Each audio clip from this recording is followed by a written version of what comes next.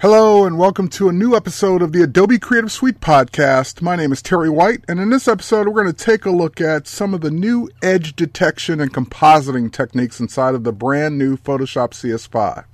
So let's start off in Mini Bridge. And in Mini Bridge, I'm going to scroll through and I see a document that has a background that I really want to use. I really like this background. However, it's in an InDesign document. So what I'll do is I'll just right click on that InDesign document and I'll say show linked files. That will let me preview all of the images that were linked or placed inside of that InDesign file, and there it is, my background PSD.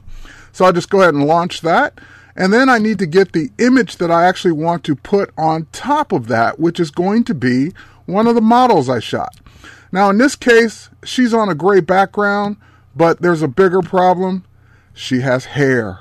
Okay, so this has been the age-old problem for anyone that's worked with compositing, trying to get rid of the background when the subject has hair or soft edges, and this is where Photoshop CS5 really shines.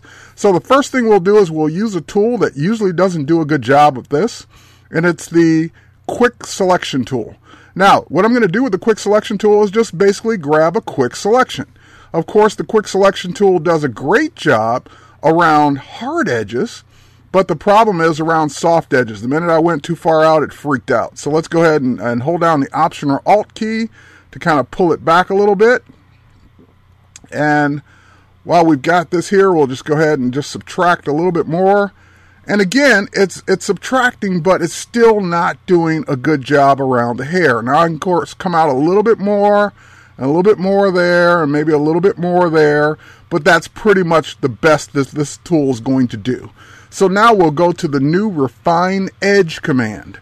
And in the Refine Edge command, I've got it set to show it on black. But we can look at it or preview this on different layers, different compositing modes. I can see it on a red overlay. I can see it on white. I can see the mask that it's made so far, which is horrible.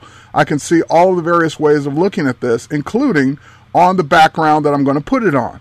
Well, obviously that looks horrible, so let's go ahead and take care of it. So now that we've seen what we're going to get so far, let's go in and check out the new edge detection inside of CS5. So I'll just go ahead and turn on the Smart Radius, and we'll just bump up the Smart Radius a little bit to be a little bit softer around the edges that are soft. This is the intelligent part about it. I've gone a little too far. Let's back up just a bit there. Now, of course, it still didn't do very much in helping me get rid of the colors that I selected by mistake, or that I had no choice in selecting. So now we'll use this tool that's selected by default. It's the Refine Radius tool, and I'll just pump up my brush just a little bit, and I'll just go ahead and start painting on what I knew to be gray, and it looks like I'm adding more gray in, when in fact what it's doing is it's saying, oh, you want to get rid of that color? Just let go, and it starts to get rid of that color out of the image. So I can just go ahead and start painting through her hair where the gray was, and it will go ahead and start to subtract that color out of the image, but still keeping her nice soft hair.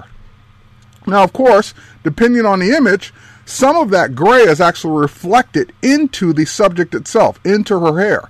So it's only going to do so much in this painting. So what I'm going to do is go ahead and do a couple of things. I'm going to turn on the decontaminate colors and just bump up that slider just a bit to kind of decontaminate some of that gray out of her hair. The next thing I can do is just bump down the edge or the shift edge just a touch, and I think that's going to do it. Now you can probably still see some gray in there, but again, you're looking at it now because you remember the gray was there, and you're also looking at it on a black background. But keep in mind where this is going. So now I've got it set to output this as a new layer and layer mask, which is going to be the default when you choose decontaminate colors. We'll just click OK now, and guess what? As soon as it outputs that layer, we're good to go. So now we'll just go ahead and zoom in on it so you can really examine it and look at the job it did. Fantastic job on the hair and the edges around that image that were just no way to do it that fast with any other tool or method you've been doing before.